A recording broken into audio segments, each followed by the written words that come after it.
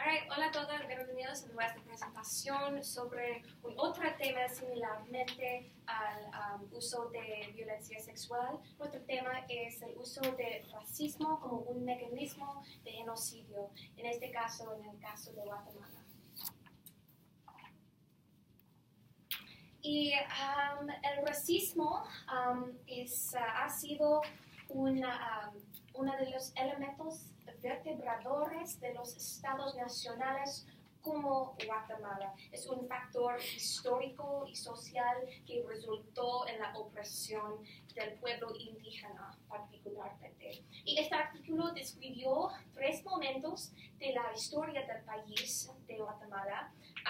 Estos momentos, estas edades son años en donde se fue forjado el estereotipo de las indígenas y también fue creado este imaginario en las mentes de los élites sobre lo que son los indígenas también.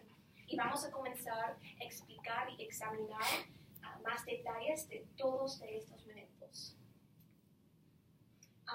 Pero antes hay 3 ideas más importantes para este tema. Número 1 es el racismo como una tecnología, un mecanismo, una herramienta que está contra el otro o contra el otro, especialmente los indígenas que fueron caracterizados como el otro que contra los blancos. Y el Estado de Guatemala y sus sistemas políticos depende en la idea de los otros como seres inferiores biológicamente, culturalmente y caracterizado por tener rasgos inferiores. Y finalmente, el racismo es un factor que funciona como la mejor justificación de un sistema de dominación. Es un mecanismo que fue usado para justificar la matar, el asesinado de pueblos indígenas. Ahora yo voy a hablar sobre la época 1, desde 1920 hasta 1944. Y eso es, en el artículo era un contexto histórico de la emergencia del debate. Y entre estos años el racismo en Guatemala fue una parte integral y desarrollado como parte de la jerarquía social.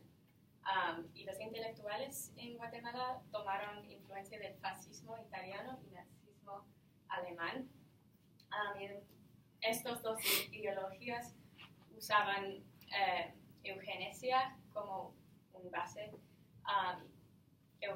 Eugenesia es esa idea de limpiar una sociedad por vía de eliminar totalmente a un grupo que ya está denominado como inferior. Y así fueron los indígenas de Guatemala. Y los poderosos en Guatemala querían justificar un sistema de dominación basado en el racismo biológico. Lo que quiere decir eso es que los poderosos en Guatemala usaban unos estereotipos del indígena para hacer esa imagen de una persona inferior biológicamente. Y unos de estos estereotipos son que el indígena es inferior psicológicamente y genéticamente. También que el indio es una sombra y no puede integrarse con la sociedad. Y por eso sería mejor eliminarlo totalmente. Y debido a esa inhabilidad, o la percepción de esa inhabilidad de integrarse con la sociedad, la idea fue que fueron culpables por la falta de progreso en Guatemala. Y eso es las ideas principales que llegaron finalmente al genocidio. Y ahora Tess va a hablar sobre la época 2, de 1978 hasta 1980.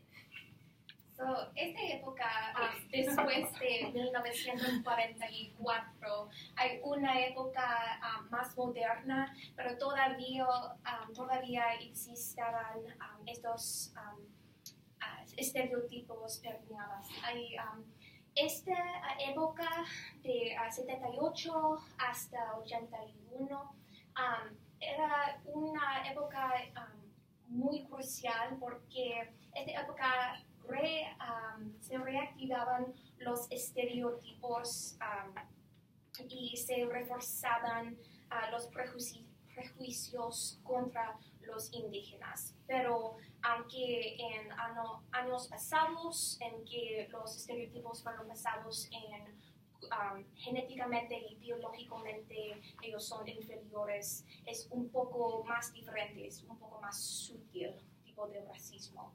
Y también con esta época incluye la militarización del poder oligárquico a Guatemala durante este tiempo fueron encabezado por un sistema de oligarquía y que se inició con el golpe de Estado en 1960.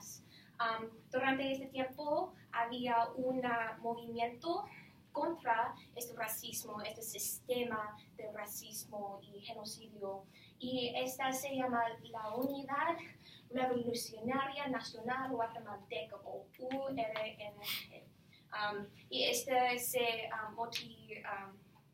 fueron motivados por estas razones: falta de alternativas democráticas, que se conduce a un sistema de violencia, el escaso funcionamiento del sistema político, y también el sistemático fraude electoral que fueron muy permeados durante años pasados. Y como esto es, como yo dije, es un tipo de racismo un poco diferente, que fueron un movimiento de racismo biológico y un movimiento a un racismo más cultural. Entonces, en vez de decían que los indígenas son inferiores genéticamente o psicológicamente, pues los indígenas son perezosos y no quieren contribuir al progreso de Guatemala, etc. Y esto es una cita de este contexto de esta edad. La construcción del estereotipo está basada en la valorización de rasgos negativos y también imaginativos por parte de los blancos y los élites, que se elevan a categoría de absoluto, y el mestizaje, los indígenas, vuelve a aparecer como algo perverso y negativo. Bueno, la época 3 era los años de 1978 entre 1985, y estos años son la parte de la guerra en cuando lo más de los mayas son asesinados por el genocidio. Y en esta parte vamos a hablar sobre el racismo como tecnología de exterminio. La gente en el oligárquico tienen opiniones obviamente muy racistas basadas en algo biológico y también algo cultural, y esos valores durante esta época son intrínsecos, son el base de las opiniones de los élites. También esta discriminación era muy común, se volvía en práctica común de las élites, y por eso también las Fuerzas Armadas tienen actitudes con racismo del extremo, y esta era una de las partes más significativas para la práctica del genocidio, porque obviamente las Fuerzas Armadas son las fuerzas que realmente cometió estos actos. 83% de los 200,000 víctimas del genocidio eran mayas, y obviamente esto es un porcentaje muy representativo de eso. Obviamente era algo que era racismo, que era específicamente targeted como los mayas.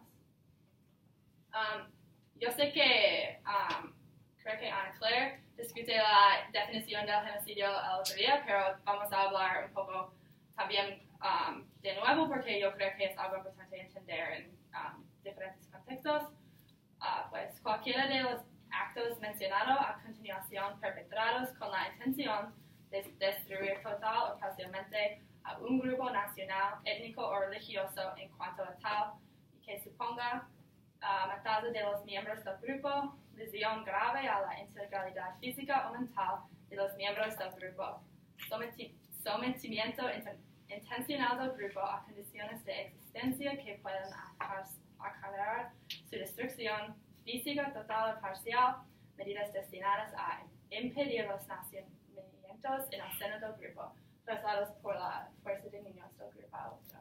Y esta es la definición de Dalla, este artículo sobre el genocidio.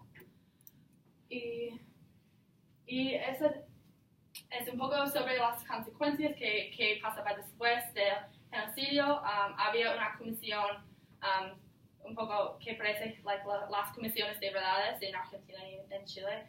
Y esta comisión encontró que sí había una genocidio entre los años 1981 y 1983, específicamente contra la gente maya, y que estas masacres eran intencionales y selectivos específicamente a estas poblaciones.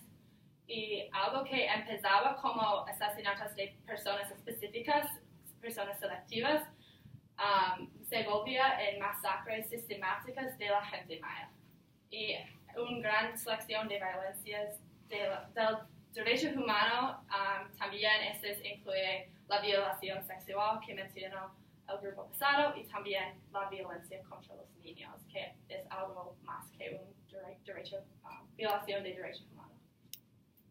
Y ahora vamos a hablar sobre las conclusiones del artículo y también unas reflexiones que tenemos.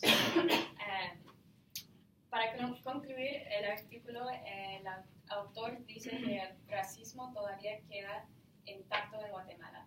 No había ningún cambio en la estructura del poder y también el pueblo maya experimenta desigualdad y discriminación hoy. Entonces, aunque había ese evento muy trágico, no hay ningún cambio. Y también una diferencia entre Guatemala y los otros países que hemos estudiado, no había ningún castigo por los responsables y no fueron nombrados. Entonces, aunque pasó esa, no hay ningún castigo y nadie sabe realmente. Y finalmente, las condiciones que produjeron el genocidio no han cambiado. Entonces, hay una posibilidad real de que algo así puede pasar otra vez. Y finalmente vamos a concluir con pocas conexiones con nuestro libro Insensatez.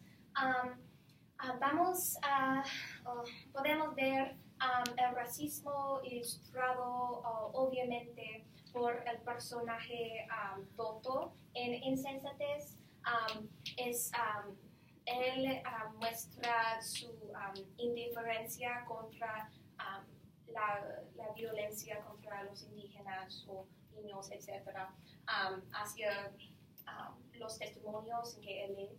Y también el narrador, sola él está trabajando por el dinero y hay un sentido de distancia entre el narrador y las tragedias que ocurren en Guatemala. Y también hay esta obsesión con la poesía, la manera en que esta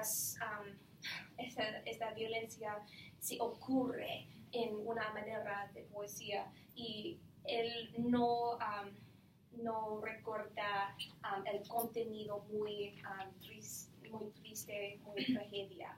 Entonces, gracias por venir.